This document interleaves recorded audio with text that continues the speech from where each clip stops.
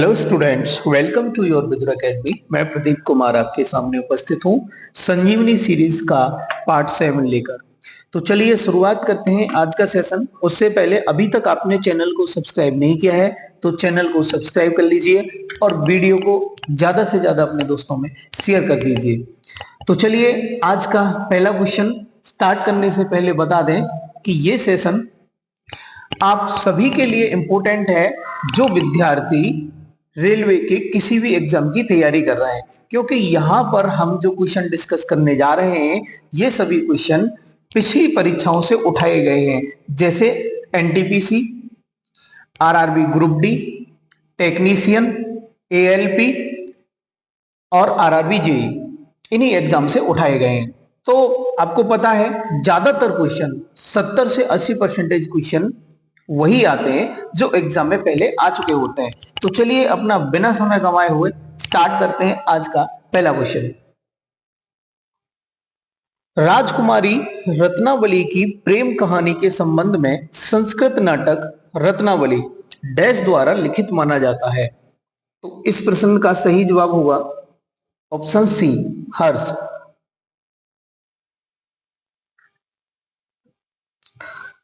हर्ष ने रत्नावली प्रियदर्शिका नागानंद नाटक की रचना की। कौन कौन से नाटक की रचना की हर्ष ने? रत्नावली, प्रियदर्शिका और नागानंद। चीनी बौद्ध यात्री हेनसांग ने अपने लेखन में राजा हर्षवर्धन के कार्यों की सराहना की। अगला क्वेश्चन, कालिदास ने मेघदूत नामक अपने काव्य को निम्नलिखित में से किस भाषा में लिखा था? तो इसका सही जवाब है ऑप्शन डी, संस्कृत भाषा में लिखा था। किसने? कालिदास ने।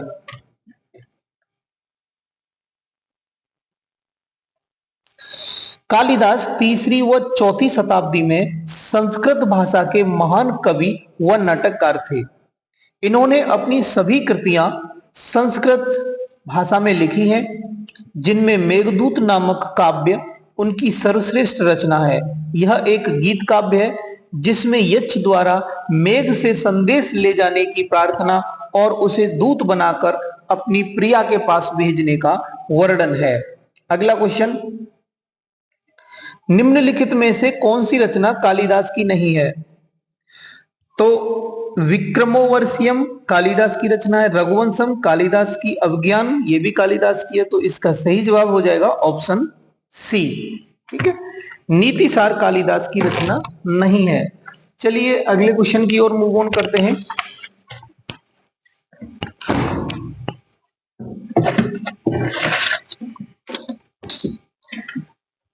नेक्स्ट, उससे पहले इसकी डिटेल देखते हैं। कालिदास संस्कृत भाषा के महान कवि व नाटककार थे। इन्होंने पौराणिक कथाओं तथा दर्शन को आधार बनाकर अनेक रचनाएं की, जिनमें विक्रमोर्वशीयम, रघुवंशम और अभिज्ञान शकुंतलम प्रमुख हैं। नीतिसार राज्य शास्त्र का एक संस्कृत ग्रंथ है, जिसके रचयिता कौन है? कामंदक। ठीक है, आप याद रखिए कामंदक हैं नीतिसार के रचयिता। अगला क्वेश्चन, प्राचीन भारतीय महाकाव्य डैश को अब तक ज्ञात सबसे लंबे महाकाव्य के रूप में जाना जाता है और इसे अब तक लिखे गए सबसे लंबे महाकाव्य के रूप में वर्णित किया गया है। तो इसका सही जवाब हो जाएगा ऑप्शन सी, महाभारत। प्राचीन भारतीय महाकाव्य महाभारत को अब तक ज्ञात सबसे लंबे महाकाव्य के रूप में जाना जाता है और इसे अब तक लिखे गए सबसे लंबे महाकाव्य के रूप में वर्णित किया गया है। श्रीमद् भगवत गीता महाभारत का ही एक भाग है। भगवत गीता महाभारत के भीष्म पर्व से संबंधित है। ठीक है, भगवत गीता कहां से है? महाभारत के भीष्म पर्व से संबंधित है। महाभारत में कुल 18 पर्व हैं।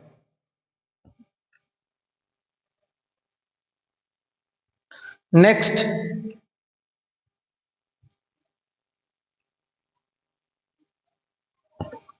पाणिनि संस्कृत के प्रसिद्ध डैश थे। तो ये कौन थे? व्याकरणाचार्य। पाणिनि संस्कृत के प्रसिद्ध व्याकरणाचार्य थे। पाणिनि प्राचीन भारत में संस्कृत भाषाविद, व्याकरणविद और श्रद्धेय विद्वान थे। अष्टाध्यायी 5वीं शताब्दी ईसा पूर्व में पाणिनि द्वारा लिखित संस्कृत व्याकरण है। तो क्वेश्चन ऐसे पूछा जाएगा आपसे, अष्टाध्यायी किसने लिखी थी? तो ये लिखी थी पाणिनि ने, ध्यान रखना।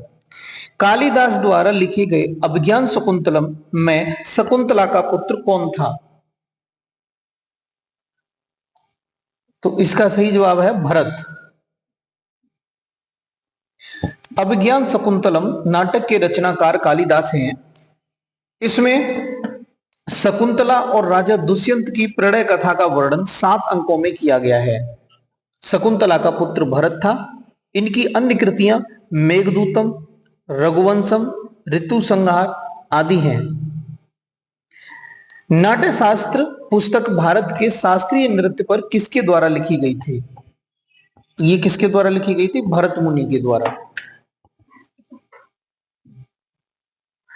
नाटकों के संबंध में शास्त्रीय जानकारी को नाट्य शास्त्र कहते हैं। इसके रचयिता भरत मुनि थे। अगले क्वेश्चन की ओर मूव ऑन करते हैं। तो अगला क्वेश्चन देखने को मिलता है, निम्नलिखित में से किसकी रचना कालिदास द्वारा की गई थी? तो इस प्रश्न का सही जवाब है ऑप्शन ए, कुमार संभव की रचना कालिदास द्वारा की गई थी। चलिए देखिए, कालिदास की रचनाओं की बात करें तो यहां पर कुमार संभव, मेघदूतम और अभिज्ञान शकुंतलम।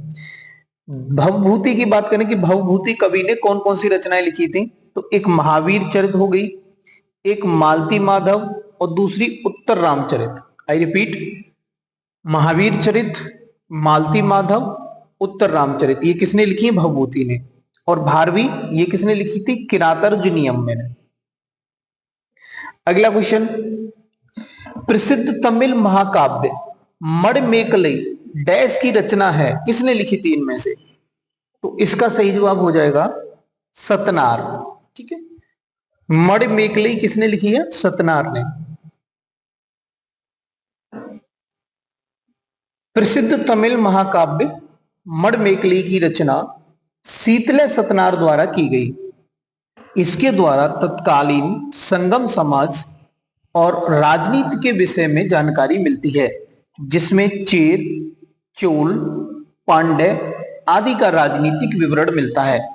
अगला क्वेश्चन, निम्नलिखित में से कौन सी पुस्तक विष्णु शर्मा द्वारा लिखित है? तो इसका सही जवाब हो जाएगा ऑप्शन बी, पंचतंत्र। ठीक है, पंचतंत्र ये किसने लिखी है? विष्णु शर्मा ने। ये देखिए, लेखक विष्णु शर्मा ने पंचतंत्र लिखी है। कौटिल्य ने अर्थशास्त्र, मेगस्थनीज ने इंडिका और कल्लड़ ने राजतरंगिणी। आप याद रखिए, यहां से क्वेश्चन 100% एग्जाम में आते हैं। ठीक है, ऐसे पूछ लेगा आपसे कि राजतरंगिणी के लेखक कौन है, आपको पता होना चाहिए कल्लड़ है, या फिर कल्लड़ ने इनमें से कौन सी पुस्तक लिखी है, ऐसे भी पूछ सकता है। अगला क्वेश्चन है, मुद्रा राक्षस नाटक किसने लिखा? तो इसका सही जवाब है ऑप्शन बी, विशाख दत्त ने। किसने लिखा था?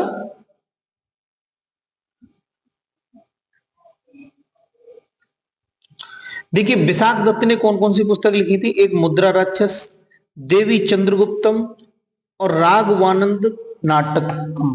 आई रिपीट, विशाख दत्त ने कौन कौन सी पुस्तक लिखी? मुद्रा राक्षस, देवी चंद्रगुप्तम और एक और पुस्तक लिखी जिसका नाम है राघवानंद नाटकम।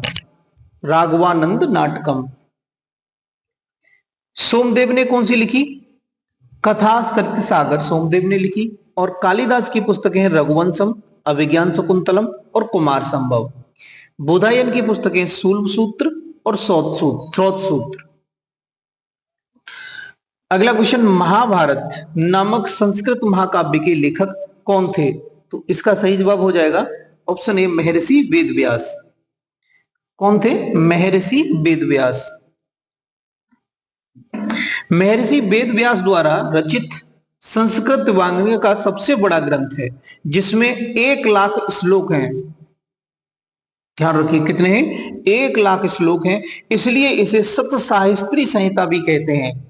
क्या कहते हैं इसको? महाभारत को सत साहित्री संहिता। महाभारत में मूलतः कौरवों और पांडवों का संघर्ष वर्णित है।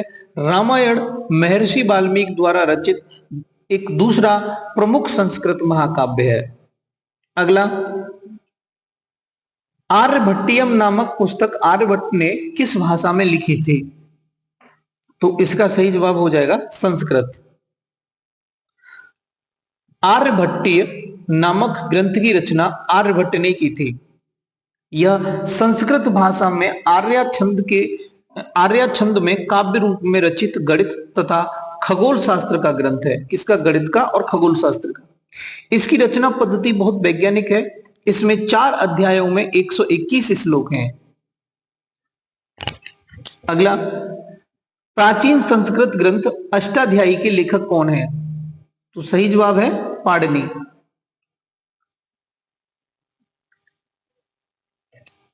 अष्टाध्यायी संस्कृत भाषा व्याकरण की प्रथम पुस्तक के लेखक पाणिनि है। इसमें मौर्य काल के पहले इतिहास, कौन से काल के? मौर्य काल के पहले का इतिहास तथा मौर्ययुगीन राजनीतिक व्यवस्था की जानकारी प्राप्त होती है। अष्टाध्यायी में कुल सूत्रों की संख्या 3996 है। महाभाष्य के लेखक कौन है? पतंजलि। नाट्य शास्त्र के भरतमुनि। चरक संहिता के चरक। अगला है, सुश्रुत संहिता किस विषय से संबंधित है? तो इसका सही जवाब हो जाएगा ऑप्शन बी, चिकित्सा एवं शल्य चिकित्सा से संबंधित है सुश्रुत संहिता। अगला क्वेश्चन,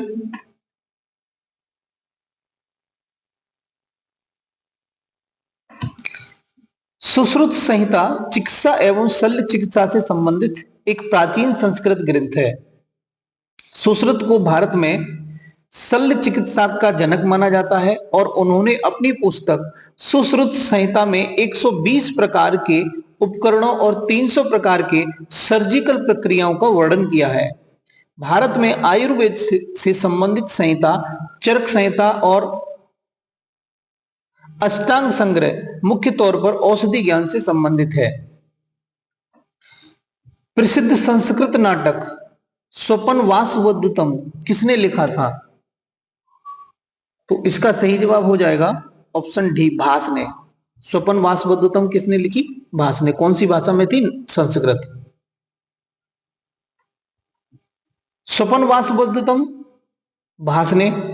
मालविकाग्निमित्रम कालिदास, मृच्छिकट्टकम शूद्रक, नाट्यशास्त्र भरतमुनि, गीत गोविंद और रसमंजरी जयदेव। महाभारत का मूल नाम क्या है? तो इसका मूल नाम क्या है? जय संहिता।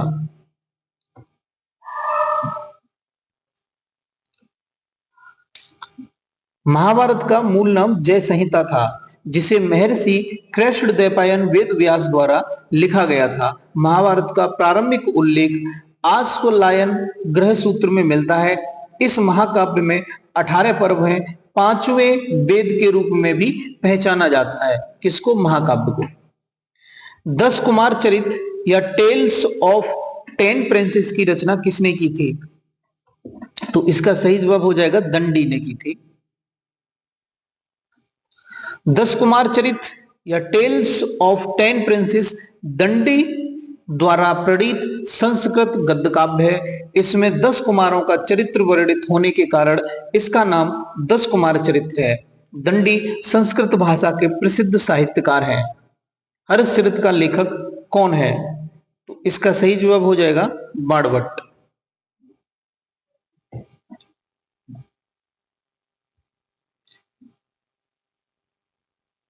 कालिदास ने कौन कौन सी पुस्तकें लिखी? एक अभिज्ञान शकुंतलम, मेघदूतम, रघुवंशम, कुमार संभव, मालिका विघ्नित्रम, ऋतु संहार और विक्रमोर्वशीयम। आप याद रखिए। पाणिनि ने अष्टाध्यायी, कल्लड़ ने राजतरंगिणी, बाणभट्ट ने हर्षचरित और कादंबरी। गीत गोविंद किसने लिखी थी? ये लिखी थी जयदेव ने।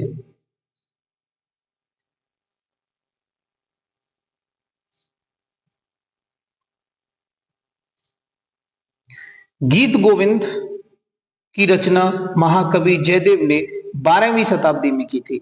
और कौन सी भाषा में? संस्कृत भाषा में।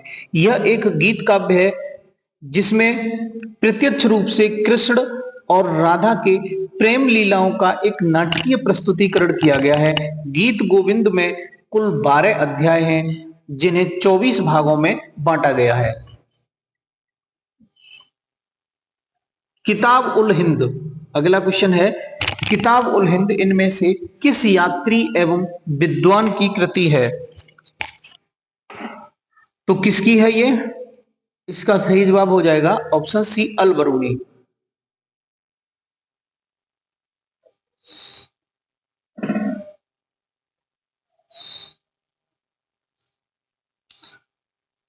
अल बरूनी का मूल नाम अबू रेहम था। इसका जन्म 973 ईस्वी में ख्वारिज्म के इलाके में हुआ था, जिसका संबंध उज्बेकिस्तान से स्थापित किया जाता है। अल बरूनी ईरानी मूल का मुसलमान था। कहां का? ईरानी मूल का। 1017 ईस्वी में जब सुल्तान महमूद ने ख्वारिज्म के राज्य पर आक्रमण कर उसे अपने राज्य में मिला लिया था, तो अल बरूनी भी बंदी के रूप में गजनी में आया था। अल बरूनी की प्रसिद्ध पुस्तक थी किताब उल हिंद, या इसको तारीख हिंद के नाम से जाना जाता है। अगला क्वेश्चन, निम्नलिखित में से किस प्राचीन भारतीय दार्शनिक ने, माफ कीजिए, किस प्राचीन भारतीय दार्शनिक ने पदार्थ के सूक्ष्मतम कण के बारे में उल्लेख किया और इसे परमाणु नाम दिया? तो इसका सही जवाब है कणाद। वैशेषिक दर्शन का प्रवर्तक कणाद मुनि को माना जाता है। वैशेषिक दर्शन में कणाद मुनि ने पदार्थ के सूक्ष्मतम कण के बारे में उल्लेख किया और इसे परमाणु नाम दिया। इंडिका के लेखक कौन है? तो सही जवाब है मेगास्थनीज। मेगास्थनीज यूनान का एक राजदूत था जो चंद्रगुप्त मौर्य के दरबार में आया था। किसके दरबार में? चंद्रगुप्त मौर्य के दरबार में। वह कई वर्षों तक चंद्रगुप्त के दरबार में रहा था। उसने जो कुछ भारत में देखा उसका वर्णन उसने इंडिका नामक अपनी पुस्तक में किया है। मेगास्थनीज ने पाटलिपुत्र का बहुत ही सुंदर और विस्तृत वर्णन किया है। नेक्स्ट, तमिल कवि कम्बन ने निम्नलिखित में से किस ग्रंथ के तमिल संस्करण का संकलन किया है? तो इसका सही जवाब है रामायण। तमिल भाषा के कवि कम्बन ने रामायण का तमिल संस्करण कंब रामायण के नाम से संकलित किया था। यह तमिल साहित्य की सर्वोत्कृष्ट कृति है। कम्बन चोल राजा कोलतुंग तृतीय के दरबारी कवि थे। तो कम्बन किसके दरबारी कवि थे? कुलोतुंग तृतीय के दरबारी कवि थे, आप याद रखिए। मृच्छकटिक नामक साहित्यिक कृति के लेखक कौन थे? तो सही जवाब है ऑप्शन डी, शूद्रक।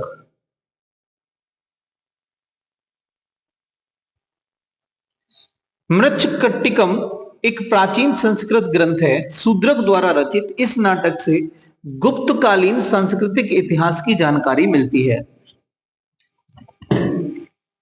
नेक्स्ट, निम्नलिखित में से किसने प्राचीन भारत में मृच्छकटिका पुस्तक संकलित की है? तो सही जवाब है शूद्रक।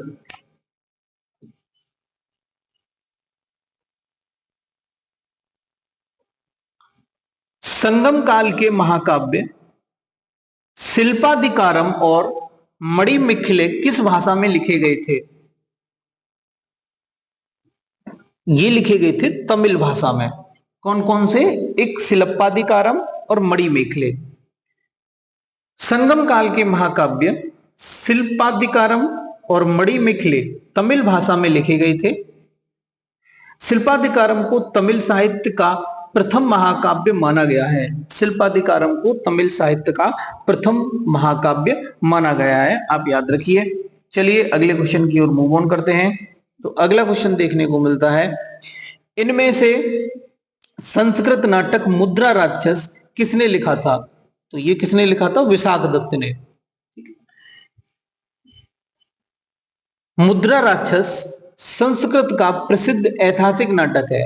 इस संस्कृत नाटक के लेखक विशाखदत्त थे। इस नाटक में चाणक्य और चंद्रगुप्त मौर्य के जीवन से संबंधित घटनाओं एवं चाणक्य की राजनीतिक सफलताओं का विश्लेषण मिलता है।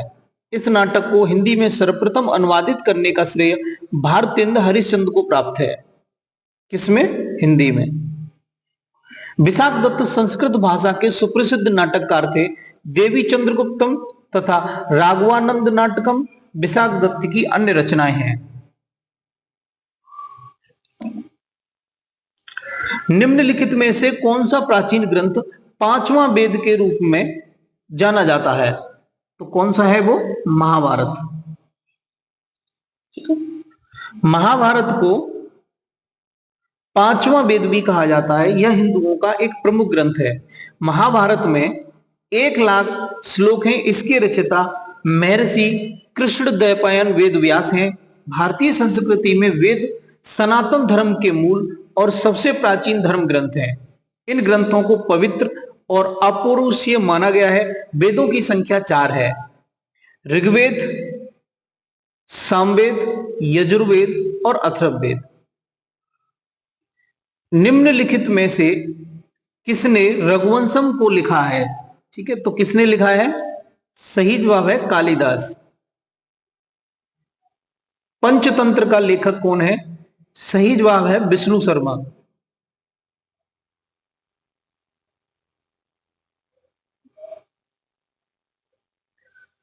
संस्कृत नीति कक्षाओं में पंचतंत्र का पहला स्थान माना जाता है। इस ग्रंथ के रचयिता पंडित विष्णु शर्मा है। श्री हर्ष की रचना नैषधीय चरित, वाल्मीकि की रचना रामायण, वाल्मीकि ने कौन सी लिखी? रामायण। कालिदास की रचना अभिज्ञान शाकुंतलम और मेघदूतम है। अगला क्वेश्चन, निम्नलिखित में से किसने भारत के प्राचीन ग्रंथ नाट्य शास्त्र को संकलित किया? तो सही जवाब हो जाएगा भरत मुनि। नाट्य शास्त्र संस्कृत में नाट्य कला पर आधारित ग्रंथ है, जिसकी रचना भरत मुनि ने 3री शताब्दी से पूर्व की थी। इस ग्रंथ में प्रत्यभिज्ञा दर्शन की छाप है। इसके 36 अध्यायों में संगीत, नाटक एवं अभिनय का संकलन है। अगला क्वेश्चन है, पंच सिद्धांत का बृहत संहिता सांख्य सिद्धांत के लेखक कौन है? इसका सही जवाब है ऑप्शन डी, बराहमिहिर। कौन है? बराहमिहिर। किस किस के? पंच सिद्धांत का बृहत संहिता, सांख्य सिद्धांत। पंच सिद्धांत का बृहत संहिता, सांख्य सिद्धांत के लेखक बराहमिहिर थे। इन पुस्तकों में त्रिकोणमिति के महत्वपूर्ण सूत्र दिए हैं, जो बराहमिहिर के त्रिकोणमिति ज्ञान के प्रचायक हैं। इनकी पुस्तक पंच सिद्धांत का यानी 5 सिद्धांत, उन्हें फलित ज्योतिष वही स्थान दिलाया है जो राजनीति दर्शन में कौटिल्य का, व्याकरण में पाणिनि का और विधान में मनु का है। अगला है तिरुकुरल। तिरुकुरल नामक प्रसिद्ध ग्रंथ के संकलनकर्ता कौन है? तो सही जवाब है ऑप्शन बी, तिरुवल्लुवर। तिरुवल्लुवर इसके संकलन करता है।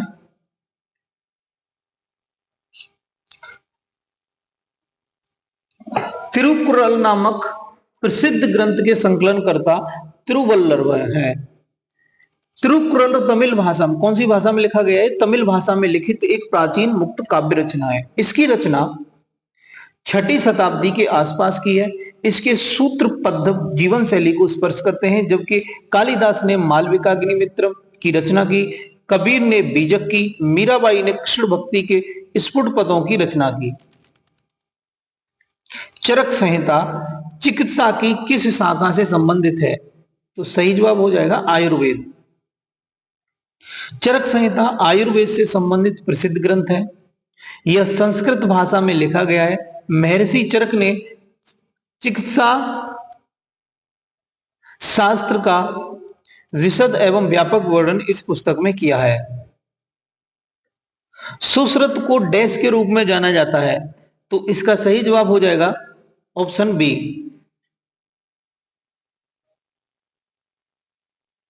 भारतीय शल्य चिकित्सक के जनक के रूप में सुश्रुत को जाना जाता है। चलिए अगले क्वेश्चन की ओर मूव ऑन करते हैं। सुश्रुत प्राचीन भारत के महान चिकित्सा शास्त्री एवं शल्य चिकित्सक थे। उनको शल्य चिकित्सा यानी सर्जरी का जनक कहा जाता है। राजतरंगिणी द्वारा किन राज्यों के राजाओं का वर्णन किया गया है? तो इस प्रश्न का सही जवाब होगा ऑप्शन बी, कश्मीर के राजाओं का। राजतरंगिणी को लिखा किसने? कल्लड़ ने। तो कल्लड़ द्वारा रचित राजतरंगिणी में कश्मीर के राजाओं का विशद व मोहक वर्णन किया गया है। इनके अनुसार कश्मीर की राजधानी श्रीनगर को सम्राट अशोक ने बसाया था, जो शिव के परम भक्त थे एवं बाद में धर्म बदल लिया। प्राचीन भारत में कल्लड़ द्वारा निम्नलिखित में से कौन सी पुस्तक लिखी गई? तो सही जवाब है राजतरंगिणी। प्राचीन भारतीय कानूनी दस्तावेज मनुस्मृति को डैश में लिखा गया था? तो इसका सही जवाब क्या है? सही जवाब है संस्कृत में। प्राचीन भारतीय कानूनी दस्तावेज मनुस्मृति संस्कृत में लिखी गई थी। मनुस्मृति को मानव धर्म शास्त्र भी कहा जाता है। इस ग्रंथ में सामाजिक वर्गों के बारे में वर्णन किया गया है। इसमें चारों वर्णों, चारों आश्रमों, 16 संस्कारों तथा सृष्टि उत्पत्ति, अतिरिक्त राज्य की व्यवस्था आदि विषयों पर परामर्श दिया गया है। निम्नलिखित में से कौन सा साहित्य संस्कृत में नहीं लिखा गया है? तो इसका सही जवाब हो जाएगा ऑप्शन ए, तिरुकुरल। ठीक है, पुस्तक और लेखक और उसकी भाषा के बारे में बात करते हैं। जैसे तिरुकुरल ये किसने लिखी? तिरुवल्लुवर ने, और ये तमिल भाषा में लिखी गई है। कौन सी में? तमिल में। रत्नावली हर्ष ने लिखी और ये संस्कृत भाषा में लिखी गई है। राजतरंगिणी कल्लड़ ने संस्कृत में, मेघदूत कालिदास ने संस्कृत में लिखी गई। कौन एक भारतीय गणितज्ञ थे? तो इस प्रश्न का सही जवाब है भास्कर। भास्कर कौन थे? एक भारतीय गणितज्ञ थे। भास्कर, जिनका काल 600 से 680 ईस्वी, भारत के 7वीं शताब्दी के महान गणितज्ञ थे। संभवतः उन्होंने ही सबसे पहले संख्याओं को हिंदू दार्शनिक पद्धति में लिखना आरंभ किया। उन्होंने आर्यभट्ट की कृतियों पर टीका लिखा। कौन सी गणित विषय पर लिखित एक मध्ययुगीन भारतीय पुस्तक है? तो इसका सही जवाब हो जाएगा ऑप्शन बी, लीलावती। लीलावती गणित विषय पर आधारित एक मध्ययुगीन भारतीय ग्रंथ है, जिसकी रचना महान भारतीय गणितज्ञ भास्कराचार्य द्वितीय ने अपनी पुत्री बुद्धिमता से प्रभावित होकर किया था। पंचदशी माधवाचार्य द्वारा रचित अद्वैत वेदांत का सरल और संपूर्ण ग्रंथ है। अगला, मनुस्मृति का अंग्रेजी में अनुवाद किसने किया था? तो इसका सही जवाब है जॉर्ज बुलर ने। मनुस्मृति का अंग्रेजी में अनुवाद किया था जॉर्ज बुलर ने। मनुस्मृति अंग्रेजी अनुवाद जॉर्ज बुलर द्वारा किया गया था। मनुस्मृति सर्वाधिक प्राचीन स्मृति है। तत्पश्चात याज्ञवल्क्य स्मृति की रचना हुई। हर्षचरित राजा हर्षवर्धन की जीवनी किसने लिखी? तो सही जवाब है यहाँ पर ऑप्शन सी, बाणभट्ट ने। हर्षवर्धन 606 ईस्वी में गद्दी पर बैठा। हर्ष ने अपनी राजधानी कन्नौज में स्थापित की। हर्षचरित संस्कृत में बाणभट्ट द्वारा रचित ग्रंथ है, जिसमें उसने हर्षवर्धन के जीवन चरित्र तथा उसका प्रशासन का वर्णन किया है। यह संस्कृत का सबसे प्राचीन ग्रंथ है।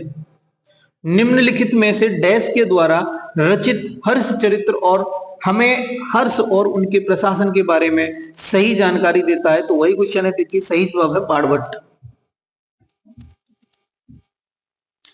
प्राचीन काल में अमर सिंह द्वारा भाषा के शब्दों का एक शब्दकोश तैयार किया गया, जिसका नाम अमरकोश था। तो सही जवाब है संस्कृत। प्राचीन काल में अमर सिंह द्वारा संस्कृत भाषा के शब्दों का एक शब्दकोश तैयार किया गया, जिसका नाम अमरकोश था। अमरकोश को विश्व का पहला समांतर कोश कहा जाता है। अमर सिंह चंद्रगुप्त द्वितीय के नवरत्नों में से एक थे। साहित्यिक कृति रत्नावली किसकी रचना है? तो इसका सही जवाब हो जाएगा ऑप्शन डी, कालिदास की। किसकी है? कालिदास की।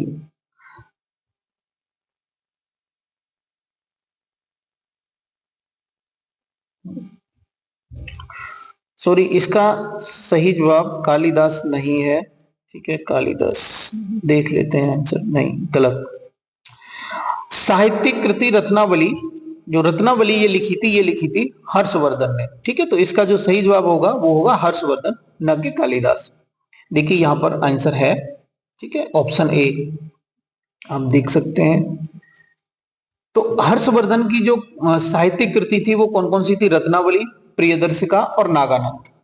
चाणक्य की अर्थशास्त्र, शूद्र की मृच्छकट्टिकम और कालिदास की मेघदूतम, कुमार संभव ऋतुसंहार। अगला क्वेश्चन, भारत की महान साहित्यिक कृतियां मेघदूत और अभिज्ञान शकुंतलम की रचना किसने की? तो ये की थी कालिदास ने। ठीक है जी, बिल्कुल। कालिदास की कौन कौन सी रचनाएं हैं चलिए देख लेते हैं। देखिए, मालिका मित्रम, अभिज्ञान शकुंतलम, विक्रमोर्वशीयम, कुमार संभव, रघुवंशम, मेघदूतम, ये सभी कालिदास की रचनाएं हैं। और भी भास की प्रमुख रचनाएं देख लेते हैं। भास की प्रमुख रचनाएं कौन कौन सी हैं? प्रतिमानाटकम, बालचरितम, दूतवाक्यम। चाणक्य की रचना अर्थशास्त्र, शूद्र की रचना मृच्छकट्टिकम और ये वासबद्धता आदि। राजतरंगिणी के लेखक कौन है? सही जवाब हो जाएगा कल्हड़। राजतरंगिणी कल्हड़ द्वारा रचित एक संस्कृत ग्रंथ है। इसमें कश्मीर के इतिहास के बारे में बताया गया है जो महाभारत की शैली पर आधारित है। इसकी रचना 12वीं शताब्दी के आसपास मानी जाती है। राजतरंगिणी में कुल 8 तरंग हैं। इसके प्रथम 3 तरंग में राजवंशों की सूची दी गई है। अगला क्वेश्चन, पंचतंत्र नामक कहानी संग्रह के लेखक का नाम बताइए। तो पंचतंत्र ये किसने लिखी? ये लिखी थी विष्णु शर्मा ने, न कि विष्णु गुप्त ने। देखिए यहां पर ऑप्शन में गुप्त भी दे रखा है, तो इसका सही जवाब हो जाएगा ऑप्शन डी, विष्णु शर्मा। पंचतंत्र कहानी संग्रह विष्णु शर्मा द्वारा किया गया है। पंचतंत्र एक नीति से संबंधित पुस्तक है। संस्कृत की अन्य प्रमुख रचनाएं बुद्धचरितम, सौंदरानंद काव्यम, सारितपुत्र प्रकरणम जो अश्वघोष, अभिज्ञान शकुंतलम, रघुवंशम, कुमार संभवम जो कालिदास ने लिखी है, और 10 कुमार चरितम ये किसने लिखी? दंडी ने।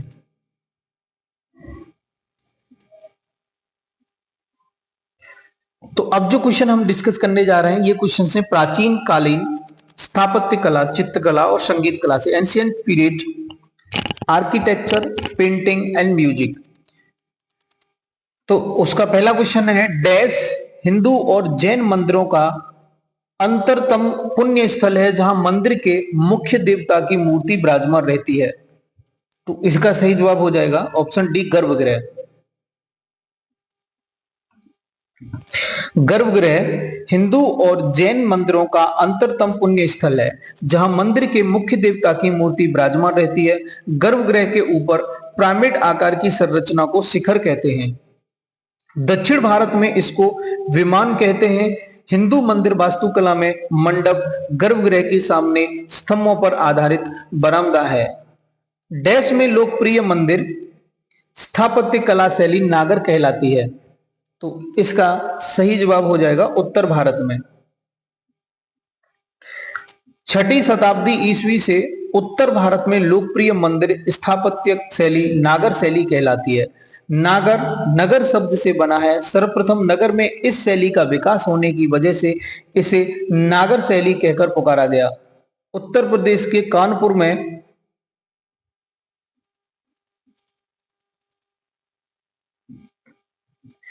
भीतरगांव मंदिर, मध्य प्रदेश के खजुराहो के मंदिर, उड़ीसा के पुरी के मंदिर नागर शैली के मंदिरों के प्रमुख उदाहरण हैं। मंडप पल्लव शैली की, विमान चोल शैली, गोपुरम पांड्य शैली की विशेषता है। अगला क्वेश्चन,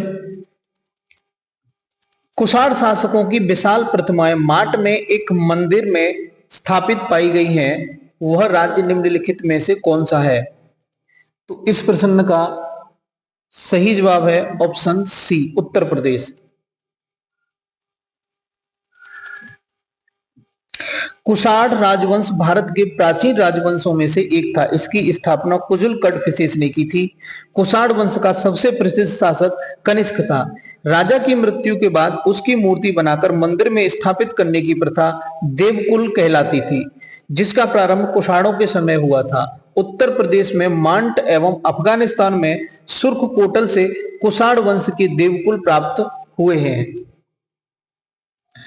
भगवान शिव को समर्पित कंदरिया महादेव मंदिर का निर्माण डैश के शासक धंगदेव द्वारा लगभग 999 सीई में कराया गया था। तो इसका सही जवाब है चंदेल राजवंश। भगवान शिव को समर्पित कंदरिया महादेव मंदिर का निर्माण चंदेल राजवंश के शासक धंगदेव द्वारा लगभग 10वीं सदी में कराया गया था। कंदरिया महादेव मंदिर खजुराहो समूह यानी मध्य प्रदेश के प्रसिद्ध मंदिरों में से एक है। यह नागर शैली में निर्मित प्रमुख मंदिर है। इसकी प्रमुख विशेषता है कि मंदिर की दीवारों पर काम विषयक मूर्तियां पाई जाती हैं। अगला क्वेश्चन, कोणार्क का सूर्य मंदिर डैश के लोकप्रिय नाम से जाना जाता है। तो इसका सही जवाब हो जाएगा काला पैगोडा।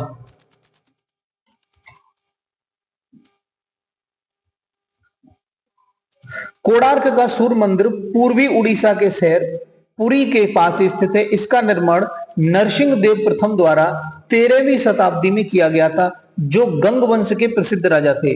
रथ के आकार का यह मंदिर भगवान सूर्य को समर्पित है। इसे वर्ष 1984 में यूनेस्को द्वारा विश्व धरोहर स्थल घोषित किया गया है। इसे ब्लैक पैगोडा के नाम से भी जाना जाता है। नोट, उड़ीसा में स्थित जगन्नाथ मंदिर को श्वेत पैगोडा कहा जाता है। इसका निर्माण 11वीं शताब्दी में गंग वंश के राजा अनंत वर्मन चोड़गंग देव द्वारा किया गया था। दोनों में डिफरेंस है, ठीक है, ध्यान से पढ़ना। निम्नलिखित में से कौन सा भारत में स्थित एक बौद्ध मंदिर है? तो इसका सही जवाब हो जाएगा ऑप्शन सी, महाबोधि मंदिर। महाबोधि मंदिर बोधगया स्थित प्रसिद्ध बौद्ध विहार है। यूनेस्को ने इसे विश्व धरोहर घोषित किया है। यही मंदिर उसी स्थान पर खड़ा है जहां गौतम बुद्ध ने ईसा पूर्व 6वीं शताब्दी में ज्ञान प्राप्त किया था।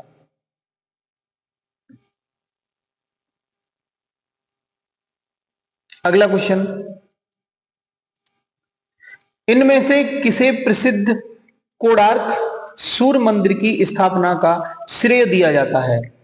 तो इसका सही जवाब हो जाएगा ऑप्शन सी, राजा नरसिंह देव प्रथम को। कोणार्क के सूर्य मंदिर बनवाने का श्रेय नरसिंह देव प्रथम को दिया जाता है, जो पूर्वी गंग वंश से संबंधित थे। इसका निर्माण 13वीं सदी में हुआ था। इसे ब्लैक पैगोडा भी कहा जाता है। ओडिशा में महानदी के तट पर स्थित यह मंदिर यूनेस्को की विश्व धरोहर सूची में शामिल है। इसे विश्व प्रसिद्ध स्मारक 1984 ईस्वी में यूनेस्को द्वारा विश्व विरासत स्थल घोषित किया गया था। निम्नलिखित मंदिरों में से किसे यूरोपीय नाविकों द्वारा ब्लैक पैगोडा भी कहा जाता है? तो सही जवाब है ऑप्शन ए, कोणार्क मंदिर। अगला क्वेश्चन, कोणार्क सूर्य मंदिर कहां स्थित है? तो सही जवाब हो जाएगा ऑप्शन डी, उड़ीसा। बौद्ध गुफाओं के लिए प्रसिद्ध कार्ले किस राज्य में स्थित है? तो इसका सही जवाब हो जाएगा ऑप्शन ए, महाराष्ट्र। बौद्ध गुफाओं के लिए प्रसिद्ध कार्ले महाराष्ट्र राज्य में स्थित है। ये गुफाएं सामान्यतः चैत्य गुफाएं हैं, जिनका निर्माण 2 ईसा पूर्व से 2 ईस्वी तक 5वीं शताब्दी से 10वीं सदी के बीच हुआ है। तो ये आज का अंतिम क्वेश्चन था। यहां से आगे हम नेक्स्ट वीडियो में डिस्कस करेंगे। आज का सेशन आपको कैसा लगा कमेंट बॉक्स में टाइप करके जरूर बताइए, और अभी तक आपने चैनल को सब्सक्राइब नहीं किया है तो चैनल को सब्सक्राइब कर लीजिए। थैंक्स फॉर वॉचिंग, मिलते हैं अगली वीडियो में।